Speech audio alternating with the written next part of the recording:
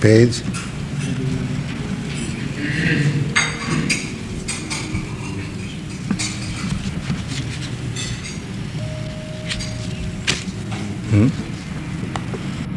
Will read? You will read? Yes. Which page? 123.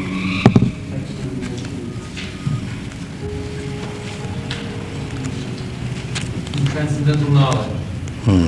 Text number 19. One is understood to be in full knowledge, whose every act is devoid of desire for sense gratification. He is said by sages to be a worker whose fruitive action is burned up by the fire of perfect knowledge. One is understood to be in full knowledge, whose every act is devoid of desire for sense gratification. The opposite is ignorance. Those who are in knowledge of sense gratification, they are devoid of knowledge. Yes. He is said by sages to be a worker whose fruitive action is burned up by the fire of perfect knowledge.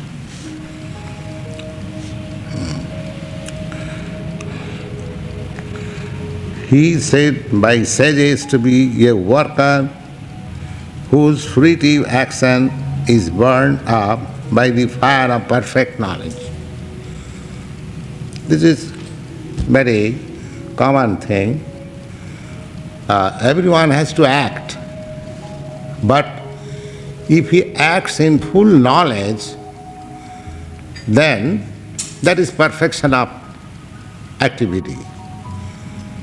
Just like in our ordinary life, if we do business or whatever we do, if we are in full knowledge of the state laws and act accordingly, that is perfection of our activities. Go on. 20. Abandoning all attachment to the results of his activities, ever satisfied and independent, he performs no fruitive action, although engaged in all kinds of undertakings. Yeah. Abandoning all attachment to the results of the activities. Everyone is aspiring some result of his activity.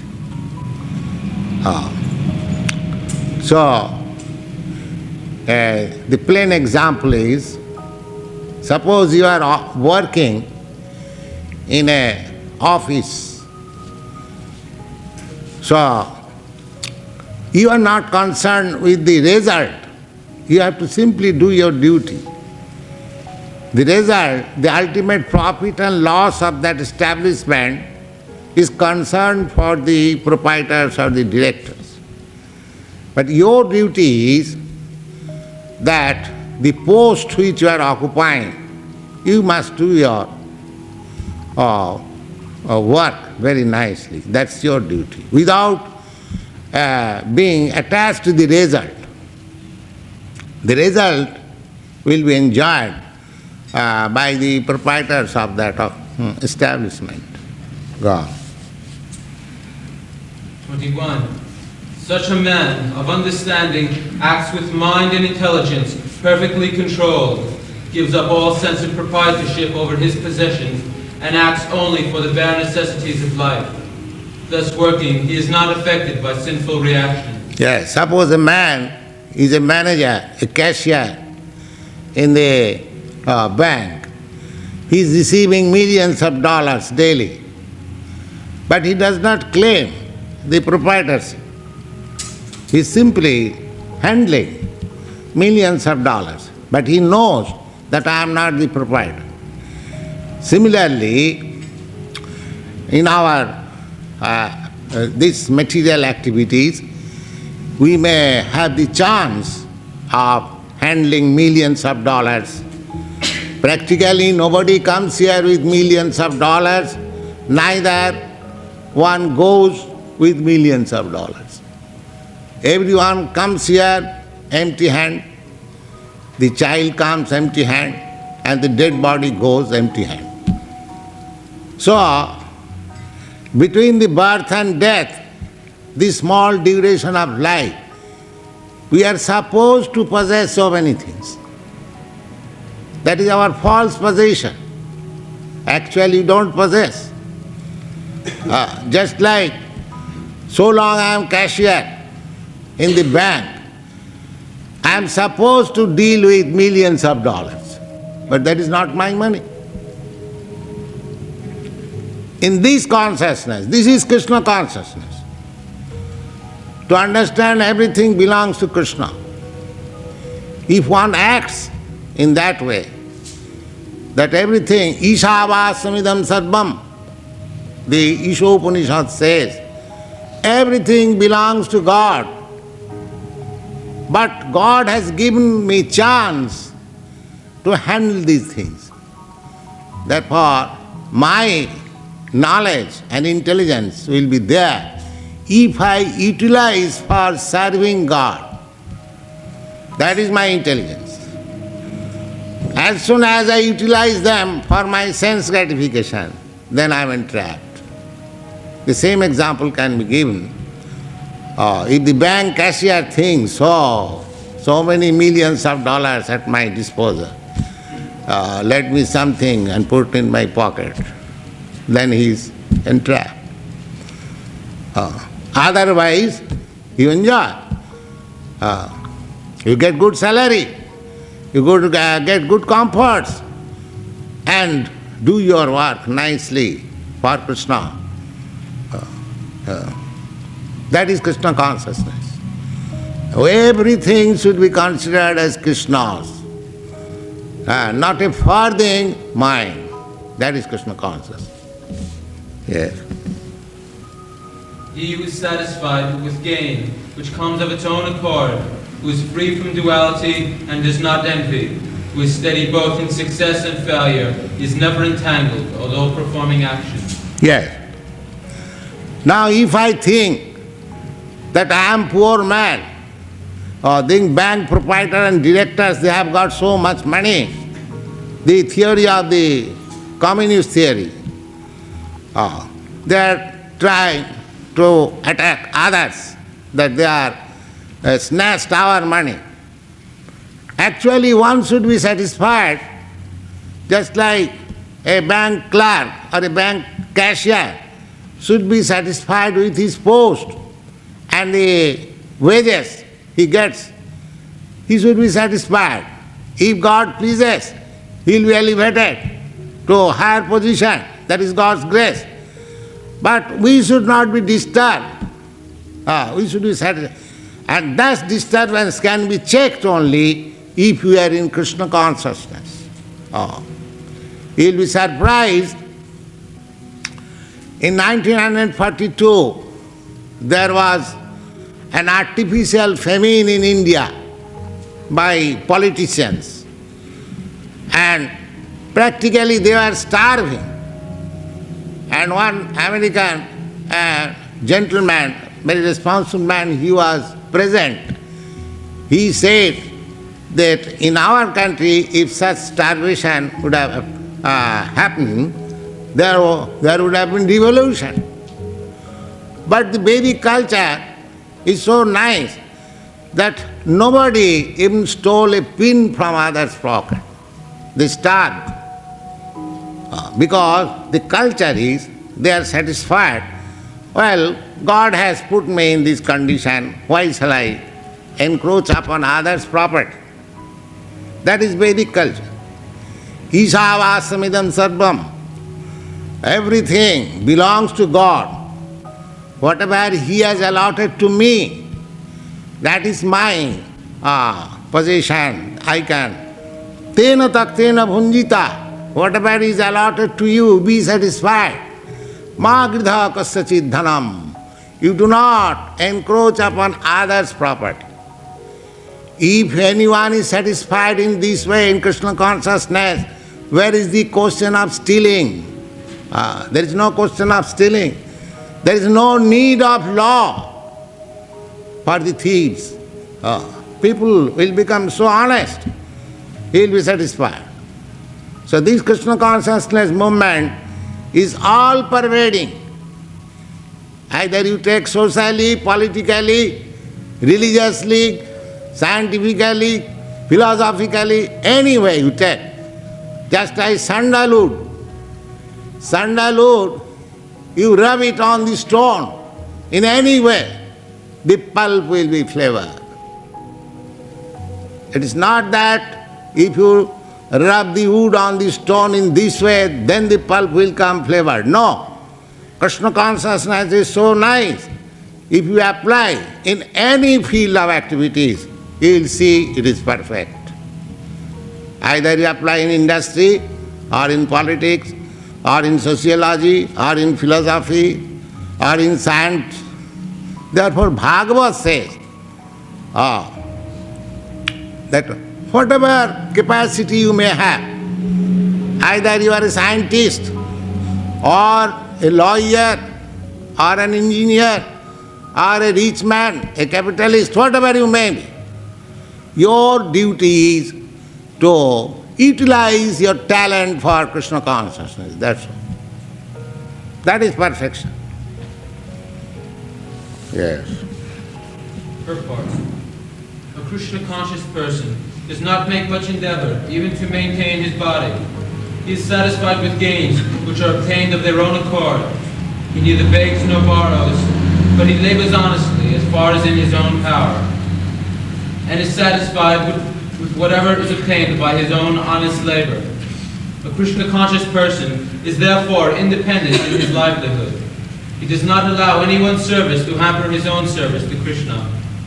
However, for the service of the Lord, he can participate in any kind of action without being disturbed by the duality of the material world. The duality of the material world is felt in terms of heat and cold, or misery and happiness. A Krishna-conscious person is above this duality because he does not hesitate to act in any way for the satisfaction of Krishna. As he does not care for duality, therefore he is steady both in success and in failure. These signs are visible when one is full in transcendental knowledge. 23. The work of a man who is unattached to the modes of material nature and who is fully situated in transcendental knowledge merges entirely into transcendence. Yes. The work of a man who is unattached to the modes of material nature. The modes of material nature are three: goodness, passion, and ignorance. Somebody is working in the material world in the quality of goodness. In Vedic culture, these divisions are very distinct, just like Brahmins, sannyasis. They are supposed to be working in goodness because they are simply working for God consciousness or Krishna consciousness. Brahmins, business.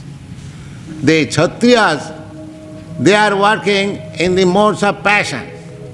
They want to possess land, they want to be king, they want to be leader of the citizens, and they see to the protection of the citizens. This is called in the mode of passion. And the third degree is the mercantile community. They are engaged in trades, commerce. In this way, the fourth grade of man is the laborer class. They have no capacity either to become Brahmin, Kshatriya or Vaishya. They have to take shelter of somebody and must be satisfied with the wages he takes from that. In this age, the Vedic literature says, Kalau Sudra Sambhava. In this age, practically everyone is a Shudra, labor class. Because everyone is dependent. The Brahmin, Kshatriya and Vaishya, they are not dependent. But labor class, they are dependent. So, because this human civilization at the present moment is so made that everyone is dependent. Nobody is self-sufficient. One has to work somewhere for his livelihood. So, in this age, practically everyone is dependent on laborer class. Now here it is said that the work of a man who is unattached to the modes of material nature. Now this division, Brahmin, Kshatriya, Vaishya, or the intelligent class, the administrative class, the mercantile class and the laborer class, you say in any way, these are material activities. But when you engage yourself in Krishna consciousness, either you are a Brahmin, Kshatriya, or Vaishya or Sudra, then you are transcendent immediately. Just like in this body, there are different parts and sections. The head is one section, the arm another section, the abdomen another section, the legs another section. So the leg is considered to be laborer class, carrying me. The hand is working, protecting me. The brain is giving me intelligence. In this way, every part is working for the whole body.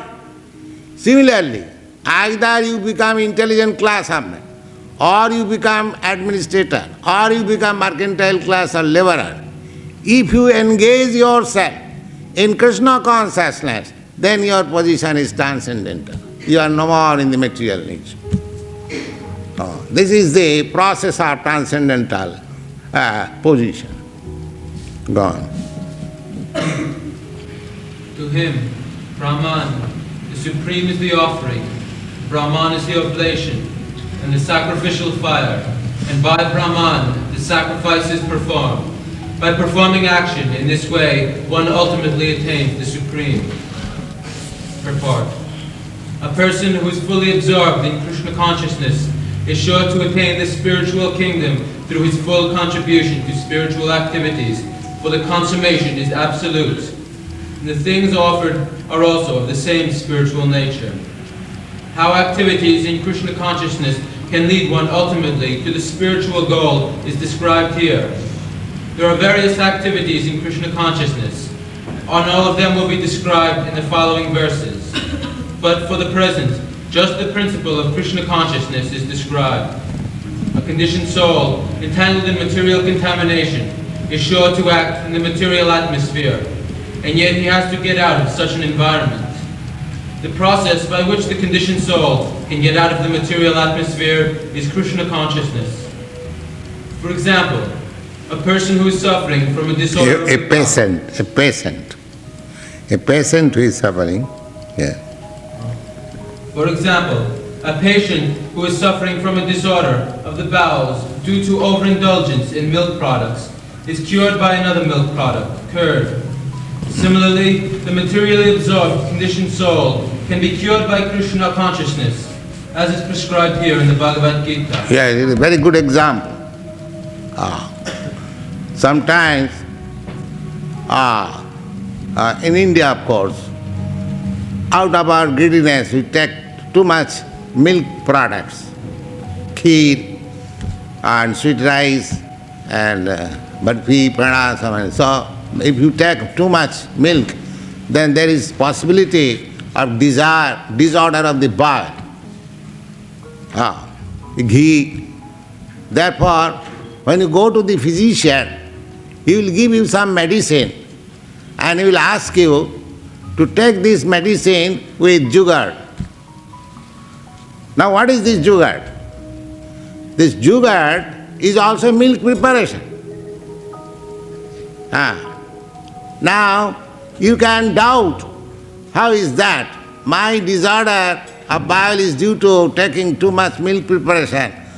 How it will be cured by sugar? So this is the way. The sugar is although milk preparation, action is different. Similarly, you will find that these boys and girls acting in Krishna consciousness, what they are doing? They have rented a nice house, which is called temple. They are cooking there, eating there, dancing and singing. And the outsider, they will say, what is this Krishna consciousness? They are living in the nice house and they are eating very nicely, and dancing, singing. What is the difference? We also do that. we go to the club and eat very nicely and dance also. What is the difference? There is the difference. What is the difference? The one milk preparation causes disorder, another milk preparation cures. This is practical. Another milk preparation cures you. If you go on dancing in the club and eating in the club, gradually you become diseased material. You see? And the same dancing and same eating here, you become spiritually advanced. So nothing has to be stopped. Simply, it has to be changed by the direction of an expert physician, that's all.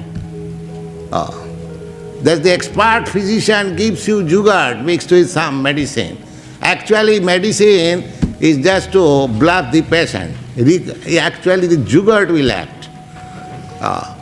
So similarly, we have to do everything, but because it is mixed up with that medicine of Krishna consciousness, it will cure your material disease. That is the process. Because it is mixed up with some medicine which is called Krishna consciousness, therefore your dancing, your eating, your loving affairs, all whatever you want, there is. But it is well treated. It will not entangle you. It will give more and more enlightenment of spiritual understanding. This is Krishna consciousness. Yes. This process is generally known as yajna, or activities simply meant for the satisfaction of Vishnu or Krishna. Therefore, the more the activities of the material world are performed in Krishna consciousness or for Vishnu only, the more the atmosphere becomes spiritualized by complete absorption. Brahman means spiritual. The Lord is spiritual, and the rays of his transcendental body are called Brahma Jyoti, his spiritual effulgence. Everything that exists is situated in that Brahma Jyoti. And when the Jyoti is covered by the illusion of Maya, or sense gratification, it is called material. Now, this is the difference between material and spiritual. Try to understand. Just like in the sunshine, there is cloud. That cloudy atmosphere is not very good. But when there is bright sunshine, you say, congratulate your friend, oh, today is a very nice day. Now the sunshine is always there. The cloud also is an interaction of the sunshine. The cloud is nothing, but due to excessive heat, it absorbs water from the sea or anywhere else, and it becomes gas and it stands in the sunshine. But it does not cover all the sunshine. Similarly, Krishna consciousness is the original consciousness. As soon as it is clouded by material consciousness, what is that material consciousness?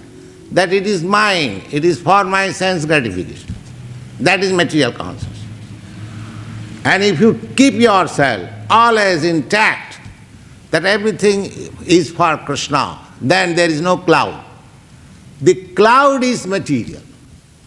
Actually, there is no material existence. Just like cloud appears in the sky, it remains temporary for a few days or few hours, and again disappears. You do not know where the cloud has gone. Similarly, material consciousness is the covering of the spirit soul. So as soon as this covering is taken away, the bright sunshine is there, the cloud. As soon as the cloud is gone, the bright sunshine is there. Then everything is sunshine, light. Similarly, as soon as this consciousness, material consciousness, that everything belongs for my satisfaction, sense gratification, that is material. And if you are in Krishna consciousness, that is spirituality. The things does not change. Simply the consciousness changes. Just like the sunshine does not change. Simply the cloud changes. It appears and disappears. bhutya praliyat. So, if you keep yourself always in bright sunshine, just as if you go above the cloud, as you have experienced by plane journey, that you go above the cloud and there you will find simply sunshine, no more cloud, no more cloud. So just keep yourself in Krishna consciousness and this cloud of material existence will disappear. Or you will be above, even you can see them, and that will not affect you. This is the process. Go on. This material feature can be removed at once by Krishna consciousness. Yes. Wherein the offering for the cause of Krishna consciousness, the consuming agent of such an offering or contribution, the process of consumption, the contributor, and the result of such activities are all combined together, Brahman, or the absolute truth.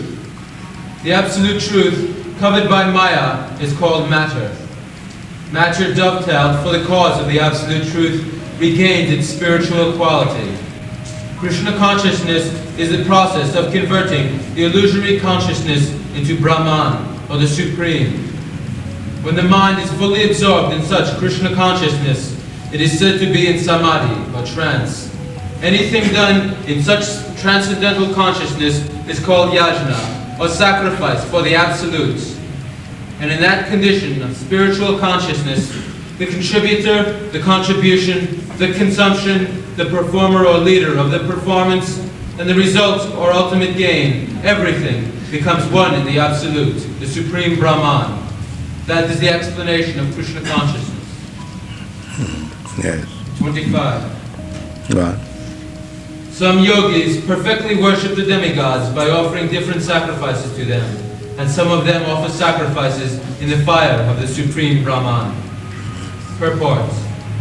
As described above, a person engaged in discharging duties in Krishna consciousness is also called a perfect yogi, or a first-class mystic. But there are others also who perform similar sacrifices in the worship of demigods, and still others who sacrifice to the Supreme Brahman, or the impersonal feature of the Supreme Lord. So there are different kinds of sacrifices in terms of different categories. Such different categories of sacrifice by different types of performers only superficially demark varieties of sacrifice. Factual sacrifice means to satisfy the Supreme Lord, Vishnu, and is also known as yajna. Just take a small example. Now you are paying some tax in the waterworks department. So this waterworks department, or the director of the waterworks department, may be considered as a demigod. But the money you sacrifice for payment in the waterworks department, that goes to the government. The waterworks department, or the man in charge, director of the waterworks department, does not consume that. Similarly, in the Vedic rituals, there are many sacrificial ritualistic ceremony, demigods, but in that sacrifice there is Vishnu also. Therefore Vishnu is called Yogesha, the master of the sacrifice. The demigods cannot accept the result of the sacrifice. Vishnu is there. Of course, you have no experience of this performances. That is a Vedic ritual performance. Actually, the demigods, they cannot accept anything from you. But the sacrificer, he approaches a demigod for quick result, for material benefit. And that is, these things will be explained in the 8th chapter of the Bhagavad Gita. So this is the process. Ultimately, it goes to the absolute truth. So those who are intelligent, they directly makes connection with the absolute person or the Supreme Personality of Godhead, Krishna. Then everything is automatically done. God.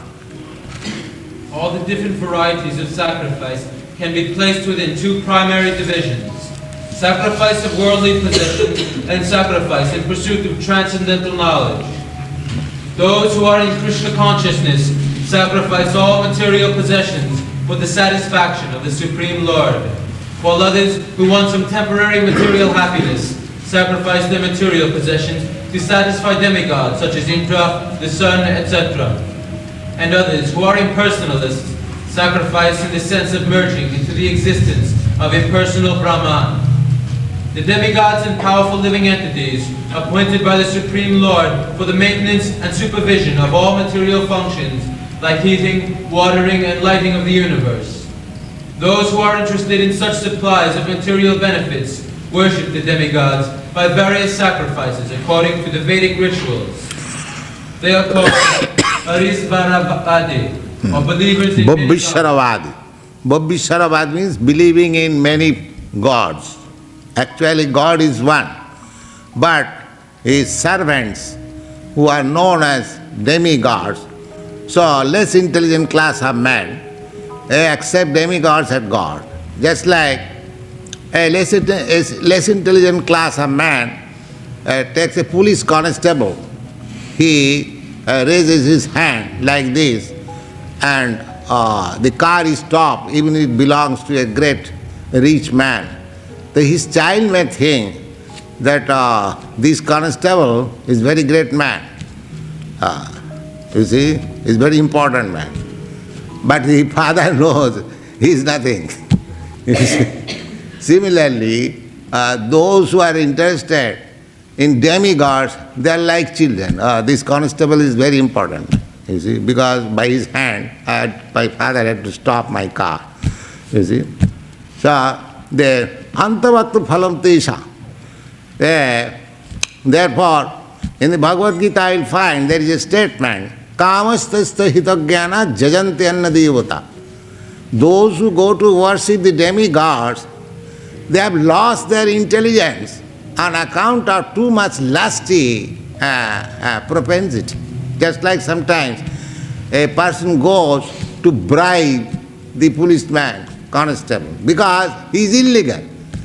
But if you become, I am to say, true to your state laws, you haven't got to bribe the constable or this officer, that officer, you see. So you be true Krishna conscious, then there will be no disturbance from these demigods. But the less intelligent class of man, they in order to save themselves from the disturbance of the demigods, there are many varieties of demigods. They go to this, to that, to this, to that. But an intelligent man, that is also stated, bahunam janmanamante gyanavan mang prapadyate. One who is perfectly intelligent, after many, many births of culturing knowledge, he comes to me as surrenders. Yes, Vasudeva Sarvanti. Oh, Krishna, you are everything. That is the highest intelligence. So, Chaitanya Chaitamrita says, Krishna je bhaje sevarachat. Anyone who is engaged in Krishna consciousness is very intelligent man. Very intelligent man. Krishna je bhaje sevarachatur. Chatur means intelligent. Yes. Go on. Whereas others, who stick to the impersonal feature of the absolute truth and regard the forms of the demigods as temporary, sacrifice their individual selves in the supreme fire, and thus end their individual existences by merging into the existence of the Supreme. Such impersonalists relinquish their time in philosophical speculation for understanding the transcendental nature of the Supreme. In other words, the fruitive workers sacrifice their material possessions for material enjoyments, whereas the impersonalist sacrifices his material designations with a view to merging into the existence of the Supreme. For the impersonalist, the fire altar of the sacrifice is the Supreme Brahman, and the offering is the self, being consumed by the fire of Brahman. The Krishna-conscious person, however, sacrifices everything for the satisfaction of Krishna, and as such, all his material possessions, as well as his own self, everything, are sacrificed for Krishna, as with Arjuna. Thus, he is the first-class yogi, but he does not lose his individual existence. That's it.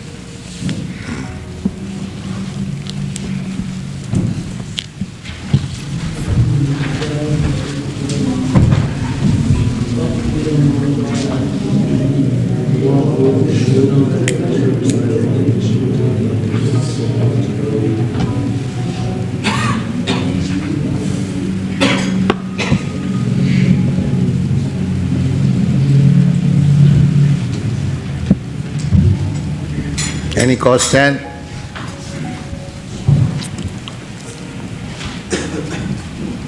Yes. We are eternally individuals. So how do the impersonalists, even upon attaining their goal, merge into the impersonal Brahman Jyoti? That is their sign of less intelligence. Therefore we call the impersonalist as less intelligent. Just like the same example, the child is thinking that the constable is very important man. Similarly, the impersonalists are less intelligent in this sense that what is this Brahma Jyoti? The Brahma Jyoti is combination of atomic spiritual sparks. Just like sunshine is combination of molecular shining particles. This is scientific. Anything you take, either take sunshine or fire or water, you'll find atomic, even earth, they're all atomic, small, very small parts. Similarly, the Brahma Jyoti is combination of the atomic spiritual sparks who are individual living entities. So, they may merge into that existence of Brahma Jyoti, but because every individual living entity has got individual desires, therefore they cannot exist very long in that individual condition. I want to say impersonal condition. That is stated in the Srimad Bhagavatam. Jnanagni-dagdha-karmanam vimukta banina tayyasta bhavad abhishuddha buddha.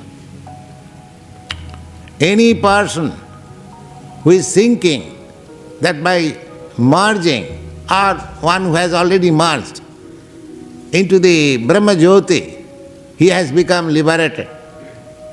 Bhagavad says that he is not intelligent. What to speak of liberation? He says, Jnanagni-dagdha-karmanam vimukta manina. Vimukta manina means he is falsely thinking that he is liberated. Manina. Just like you think yourself, just like so many rascals, he is thinking, I am God. You see, I am God. So, this is only thinking. Actually, they do not know what is God. Otherwise, they would not have dared to say that I am God. They do not know the meaning of God. You see? Therefore, they are less intelligent. They are thinking, I am merged into this. Just like the rabbit. The rabbit, when he is faced with some enemy, he closes its eyes. He thinks, now I am safe.